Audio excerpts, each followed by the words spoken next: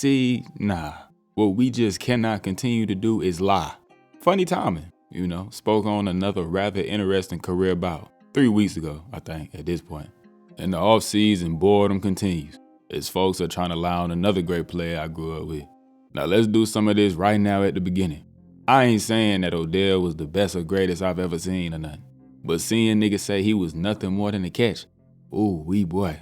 Or that he wasn't that good. One day somebody speaking such foolishness is really gonna cause me to be institutionalized. But let me slow it down a little bit and take it from the top. Odell Cornelius Beckham Jr. was the 12th pick in the 2014 draft, being the third receiver off the board in what was an all-time receiver class. And what followed the selection is something that does happen quite often. Immediate and harsh criticism. People was pissed. The Giants was dookie water back in these days, as they still are today, actually. But, there were other areas folks felt needed more attention than wide receiver. Fair enough, I guess. Talks only continued to get worse as Odell was having problems with that hammy real early on in the offseason process, OTAs type. And if you ain't know, nothing hamstring related is to be played with. That is an injury that lingers. So, the first 4 weeks of his rookie year, down the drain. But, the Rook was set to debut in week 5 versus ATL. He let it be known from day one what the business was. He had Robert Alford and hell boy, Jesus. Numbers wasn't OD or none, but the talent was on display. The next week was where things really took a turn, both for Odell and the Giants as a whole. They got brutally blasted by Philly, yes. Cool, but Victor Cruz's career ended this week. So, as a baby in the league, Odell was needed more now than ever. He delivered. What followed was a marvelous stretch, to say the least. Indy got Schmeckeldorfed. Sherm, man, wasn't nobody too good to evade that work. Hung up 100 on the Legion of Boom. And soon thereafter, one of the most iconic, memorable, wild sports plays of my lifetime happened. Sunday Night Football. The world is watching. And Odell cocks back as Brandon Carr is cheating and somehow catches the rock. I don't think there's many plays or moments that went as viral as this one did. It's an all-timer that'll live forever, indubitably. It's just funny though, cause New York lost this game. They actually lost each game I've specifically mentioned so far. So, regardless, that night changed everything for Odell genuinely overnight. This was my 8th grade year, and dude, we real life spent that entire Monday talking about that catch. A rookie who'd only played in 7 games up to that point was now one of the biggest stars in the game, and his play only continued to elevate.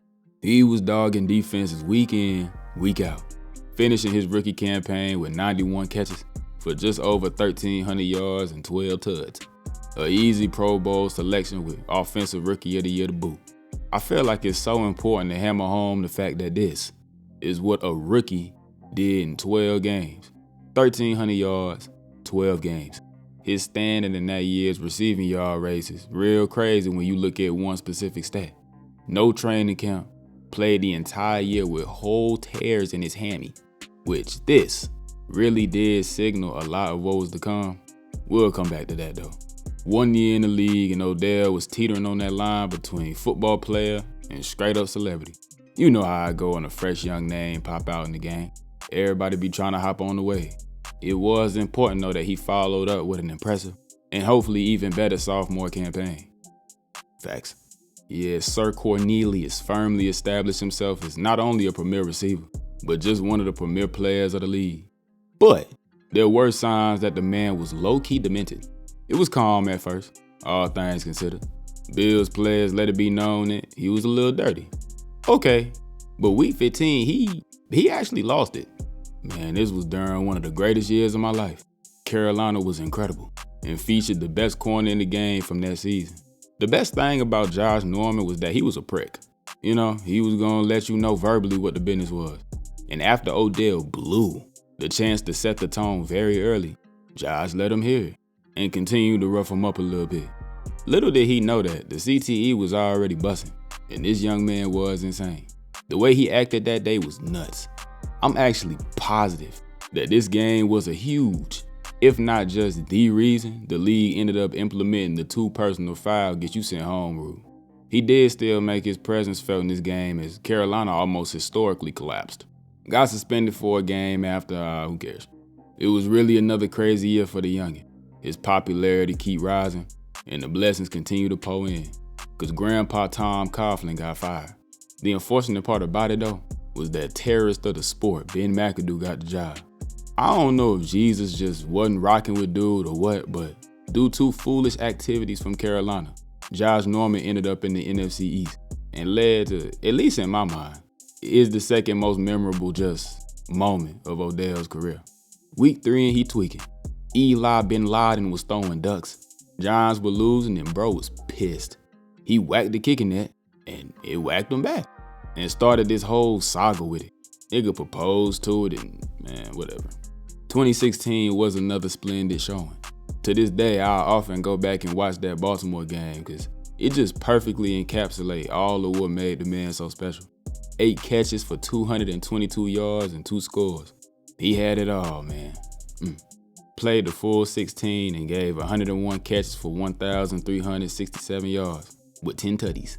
Crazy thing is though, we ain't know it at the time, but this year is where everything slowly start going downhill.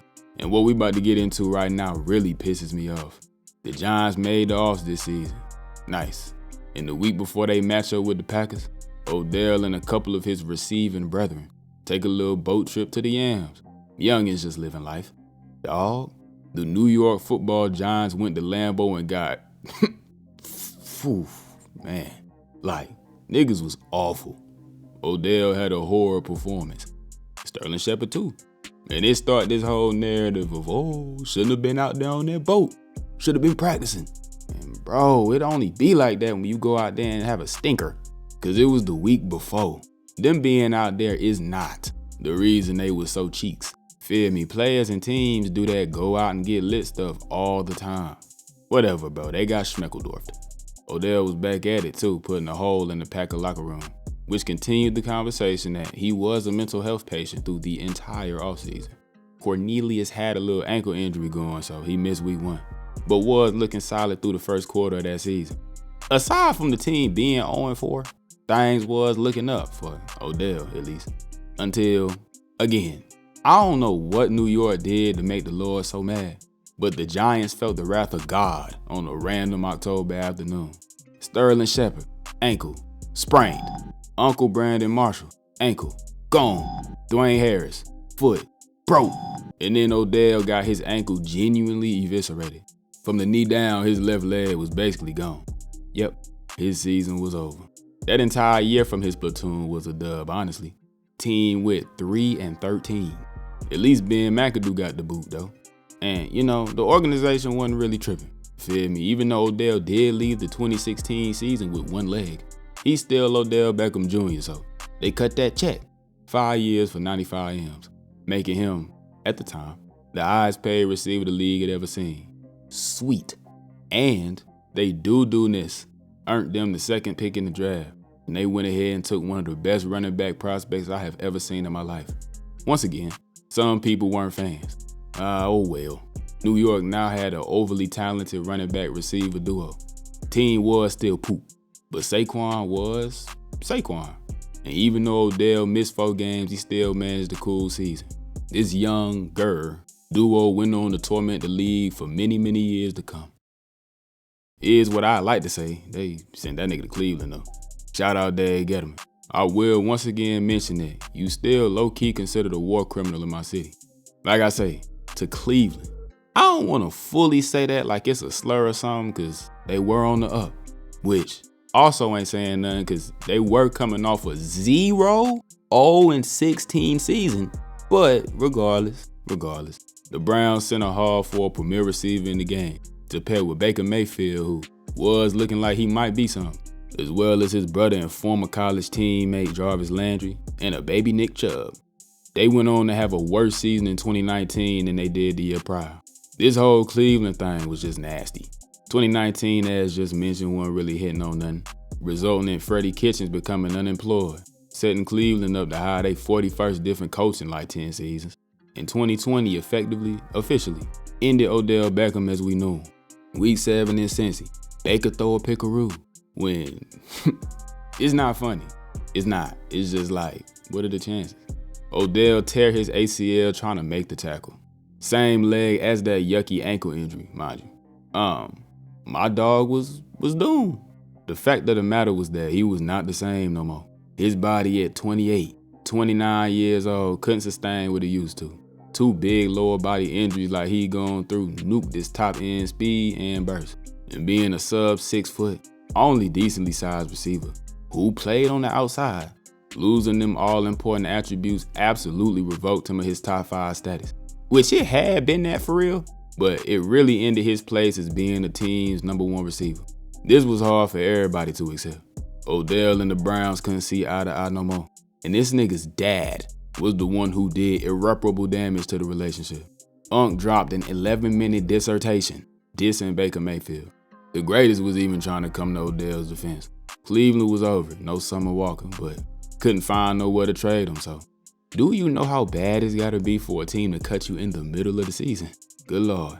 And even when he could just freely be picked up, nobody wanted him still. But you know how sports go, things happen. Robert Woods' ACL had exploded and the Rams needed help. Enter Odell. And what you have to think was a perfect role because he wasn't the guy no more. Man, that is such great news. He did touch down in LA and get told he was missing the ACL though. He wasn't even tripping. Opted to not get surgery yet and just stuck it out, hoping he could last the rest of the season. Dude dead had a whole nuke holding his leg together. His 8 regular season games, overall, he was cool. Nothing crazy, but he was straight. But in them playoffs, the Cardinals got hornswoggled. He helped to send the defending champs home.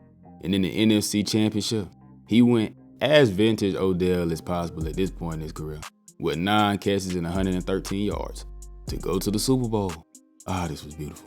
In the big game, Odell was on that, was en route to what you'd imagine was going to be a fabulous performance until his knee gave out, of course, right? But at least the Rams won, and Odell Beckham Jr. was a champion. Through so many trials and tribulations, the ultimate goal had finally managed to be achieved. As far as I'm concerned, this is where his career ended on God. But he rehabbed and missed 2022, went to Baltimore, was whatever. And the Miami stint does not count, it never happened, I don't care. Seriously. Until this exact day, actually. He's just a free agent cooling, but it's over. Was this one of the bigger fall-offs or falls from grace I've seen? Absolutely. Could you say that? The big thing he'll be remembered for is the catch, sure. But on life itself, it really grinds my gears hearing that he was nothing more than a catch. Or especially when niggas want to argue that he was never nothing that special. He was an easy top 5 guy at his position for a 3-year stretch. Not normal. And his talent and skill set easily gave him one of the high peaks of the 2010s. I don't even think that's a debate, but at the end of the day, his name and face will more than likely remain quite high on that list of most yards by a receiver in their first 3 years. He was like that. Now, yeah, his longevity was poop due to some insane lower body injuries. And I hate when people leave that part of it out. Them Johns was crazy unfortunate. And it's impossible to expect anybody, but especially a smaller receiver, to just keep trucking through them like they ain't nothing. I would like to say I'd rather y'all not talk about Odell at all than lie on him, but when y'all do lie, the real that actually did sit and watch him play get the opportunity to give him the credit he deserved. Hope y'all did enjoy this one. Videos and topics like this in general is what the offseason is all about. Folks get real bored and just start talking stupid. Me personally though, I will not allow for the ultra talented players I got the pleasure to watch growing up be completely disrespected by you imbeciles. Like I say, hope y'all did enjoy this one though. If you did, leave me a little like. Drop any kind of thoughts you got in the comments. Subscribe to the channel. And I'll see y'all real soon in my next one.